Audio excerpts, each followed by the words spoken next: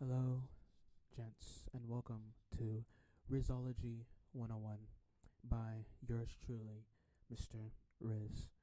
My client, yes, my client, Nonchalant Dreadhead, is on vacation right now, but while he's gone, I've decided to take the time to educate you all on how to riz up women.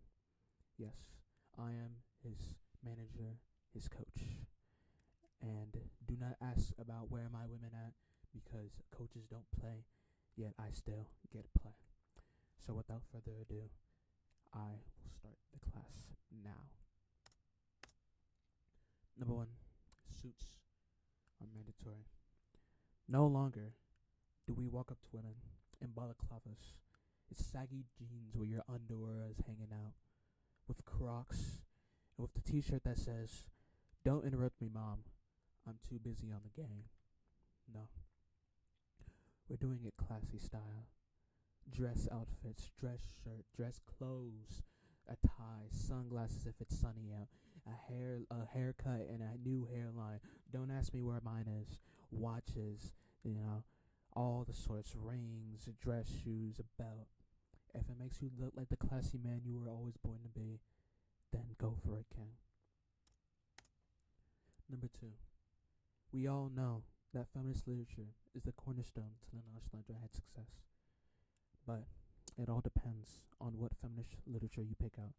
Men, if you walk up to a woman with Bonnie Blue, with Livy Dunn, with Colleen Ballinger, Mia Khalifa type feminist literature, things will go very horribly. You will catch a restraining order. Trust me. A client that I've mentored made the mistake of choosing the Hawk Tuah Girl feminist literature. He's currently in prison for resentment. So, make sure you choose a respectable woman. My personal favorite choice, like the Nonchalant Dreadheads, is Elizabeth Cady Stanton, Seneca Falls Convention, 20th century, fought for women's rights. Truly, one of the women of all time. Number three, apply of the right pressure with cologne. If she has asthma, you don't want to be hotboxing the area with cologne.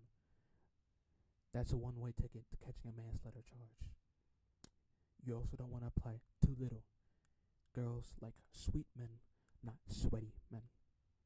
You want to strike a perfect balance. Just enough to catch her attention, but not enough that she feels overwhelmed. She'll want more, not at that moment, but later, when you apply it in spurts, and it all goes according to plan.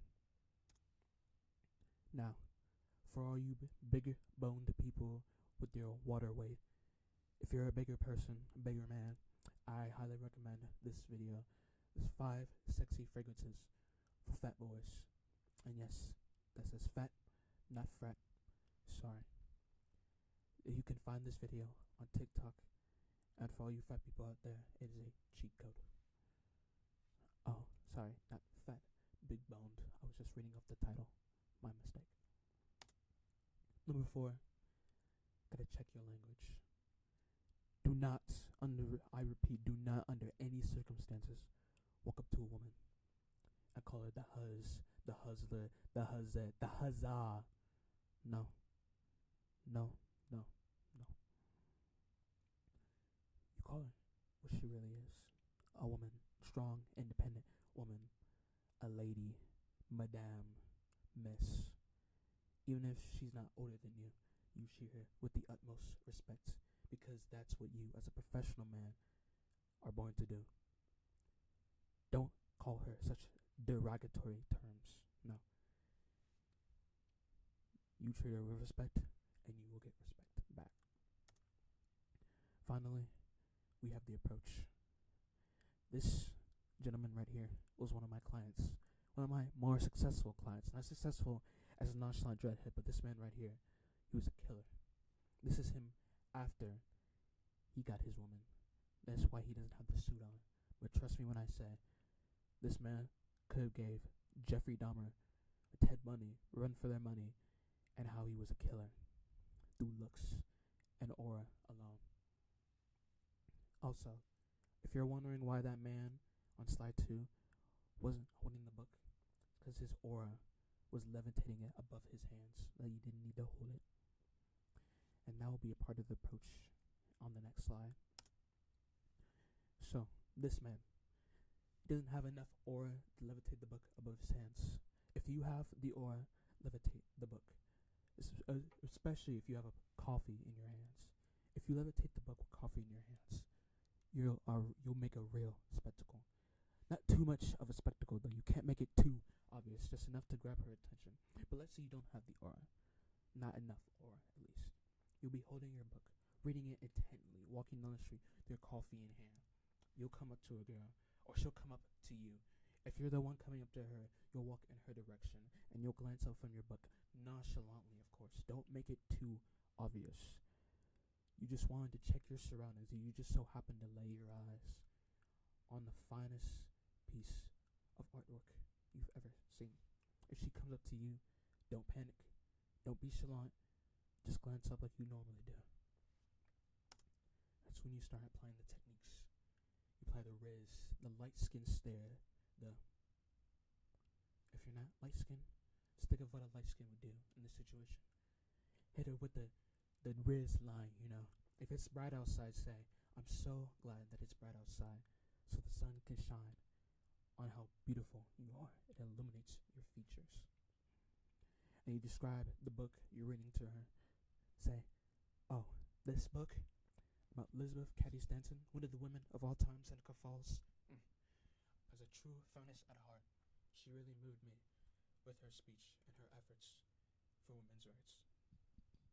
This will get most women, and I say most. Some women won't be convinced. They'll think you're faking it. They'll think you're performative. Think you're not genuine. They'll ask you, what else can you remember about Elizabeth Cady Stanton? That's when you're in a bit of pickle.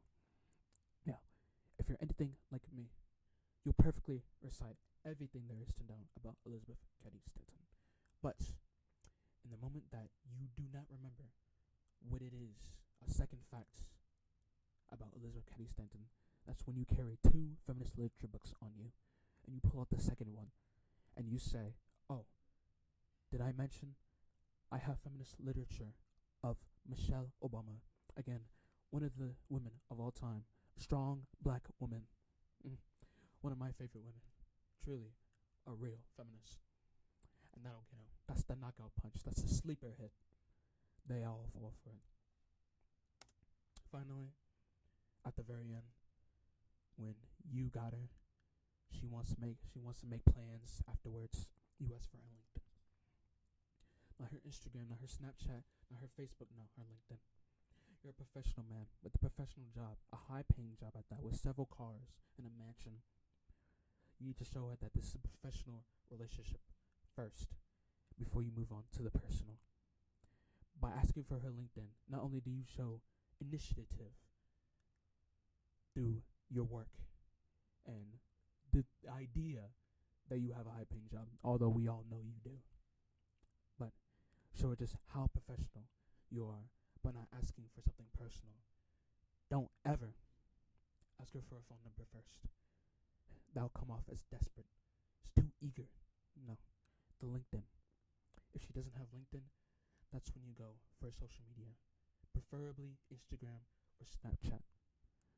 Then, and only then, if she doesn't have a lot of social media, or if she's comfortable enough, then do you ask for the phone number. And that, class, is the end of Rizzology 101. I hope you've been paying attention, been taking notes, because there will be a quiz at the end of this. So, and you need an 80% to pass my class. If you do not pass, you will be forced to take this class over again. But I do hope that this class serves you well in your relationship journey across the multiverse. Stay Rizzy, man. Stay Rizzy.